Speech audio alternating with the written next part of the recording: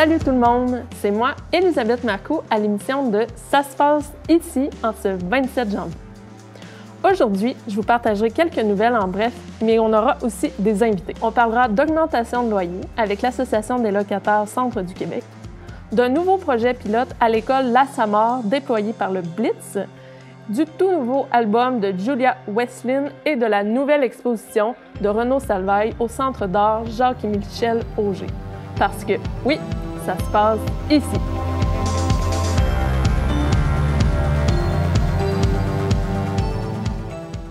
Une nouvelle unité d'hébergement temporaire pour les personnes en situation d'itinérance est en place depuis quelques semaines sur la rue Saint-Jean-Baptiste à Victoriaville, permettant d'accueillir jusqu'à 6 personnes par nuit de 18h à 8h30 le matin.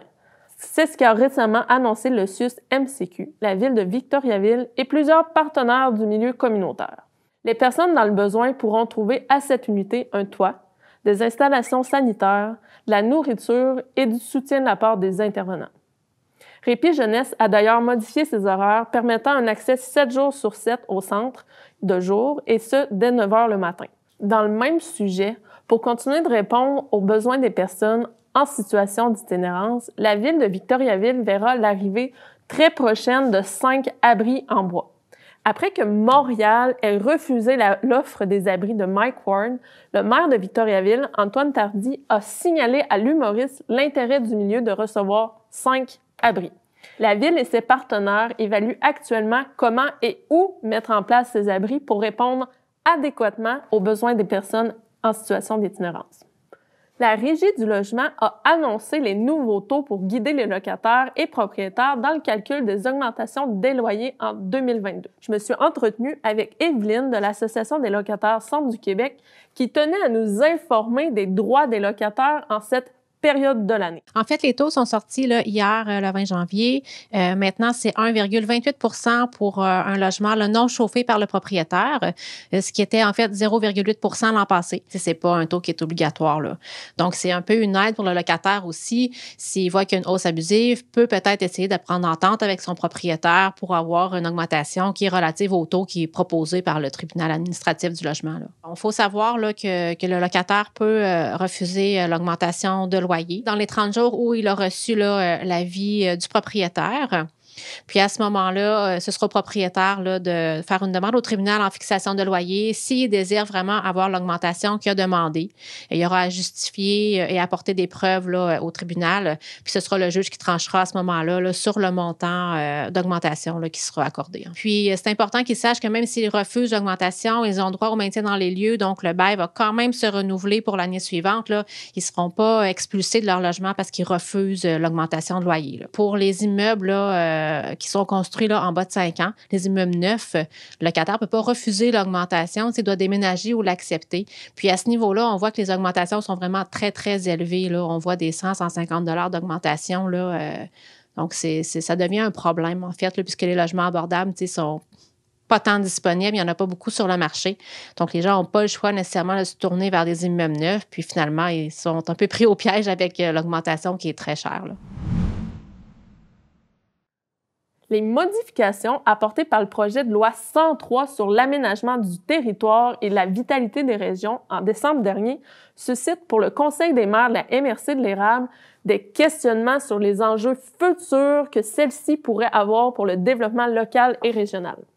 Par exemple, pour les demandes d'exclusion d'un lot de la zone agricole, ce sont désormais les MRC qui déposeront ces demandes à la CPTAQ et non plus les municipalités locales. Ce sont également les MRC qui devront démontrer la non-disponibilité d'un espace approprié sur l'ensemble du territoire.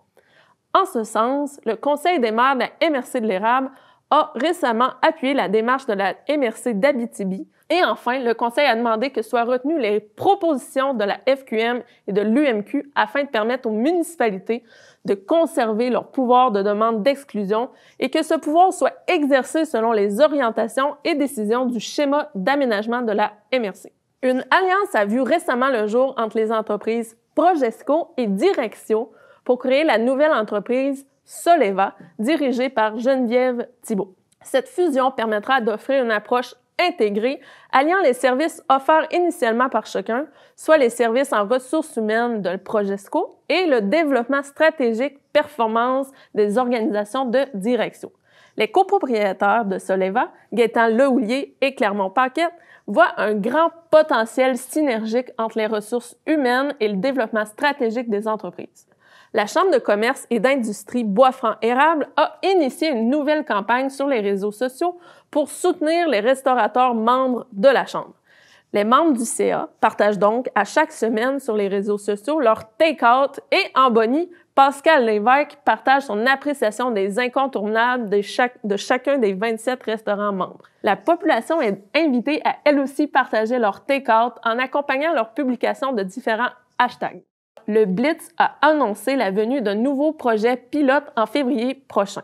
Chantal Verville, de notre émission L'Urbain, s'est entretenue avec Mylène Lévesque sur le sujet. En voici un petit extrait. C'est à la polyvalente La Samar où est-ce que dès février, pour la prochaine hiver-printemps, il va y avoir la présence d'une intervenante en santé sexuelle, jouer des chaînes, une journée semaine directement dans l'école.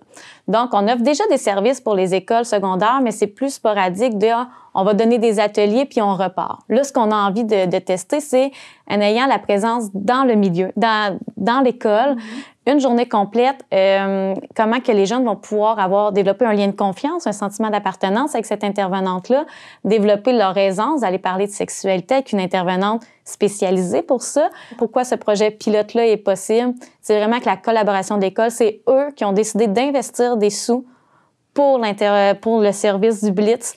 Donc, c'est vraiment, on n'a pas eu de recherche de subvention, tout ça à faire. C'est l'école qui finance l'intervenante qu'elle soit disponible parce que pour eux, c'est une priorité.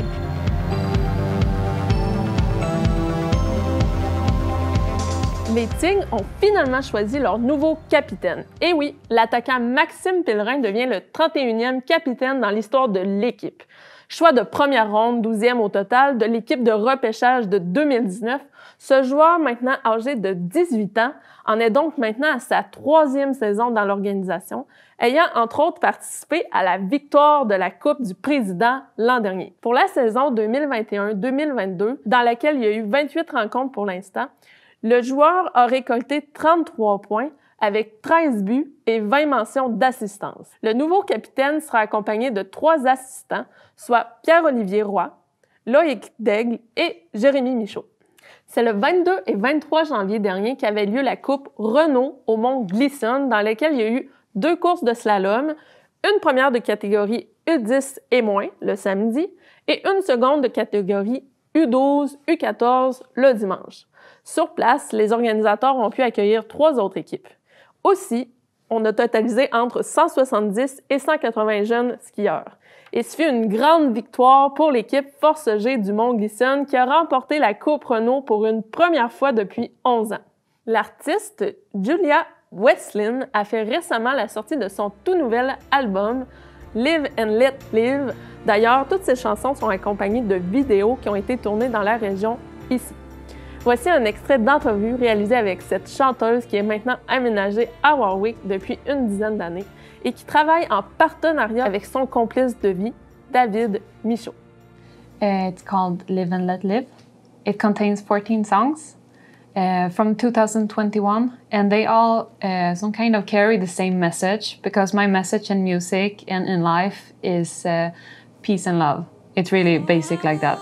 And Live and Let Live is to live your best life as long as it doesn't hurt anyone, yourself or anyone else, and just to give of your best of yourself and I don't know, to do the best you can. Well, I have a song called Daydream. It's really a love song, and Your Place is also a love song. That song is written about David and about my love for him. And other songs can be sadness that needs to be channeled and get out, and my inspiration comes from strong emotions, dreams or experience. Dans le fond, chaque chanson a sa vidéo, puis à la sortie de l'album, on décide de combiner toutes les vidéos ensemble. Donc pour cet album-là, c'est 1h10 minutes de vidéos, toutes l'une après l'autre, puis c'est disponible gratuitement directement sur YouTube. Donc n'importe qui a le lien peut aller visionner et écouter l'album au complet. Live and Let Live. Oui. Le Centre d'art Jacques et Michel Auger offre depuis peu une toute nouvelle installation immersive s'intitulant Renaud, créée par Renaud Salvaille à partir d'un enregistrement d'un récit raconté par son père quelques semaines avant son décès. L'histoire est celle-ci, c'est que mon petit cousin c'est-à-dire le petit cousin de mon père, avait la tuberculose et mon père ne le savait pas. Un jour, il est arrivé que les deux garçons sont allés à la pêche et puis le petit cousin en question, qui s'appelle Renaud, de là mon nom, était trop fatigué pour marcher pour revenir. Et mon père l'a transporté sur ses épaules jusqu'à la maison. Et le lendemain, il était décédé. Et puis, le père du garçon a dit à mon père, « C'est ta faute si Renaud est décédé, tu l'as tué. » Et mon père n'a jamais raconté ça à personne. Alors, cette histoire-là, il me l'a racontée juste avant de lui-même de décéder à l'âge de 95 ans.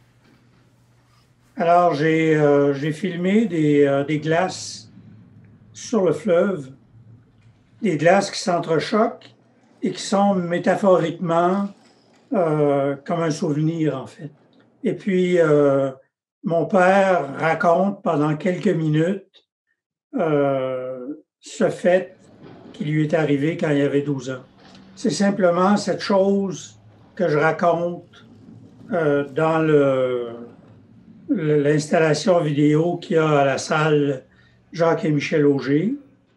Alors, le 12 février, au Centre d'art, j'attends tout le monde qui ont envie de discuter. Et bon, surtout ceux qui ça fait très longtemps que j'ai pas rencontré, ça me fera un grand plaisir. Voilà, c'est déjà tout pour notre émission d'aujourd'hui. Vous souhaitez faire une annonce, partager une bonne nouvelle ou des enjeux de votre milieu? Contactez-moi à nouvelles@tvcbf.tv. Sur ce, je vous dis à la semaine prochaine!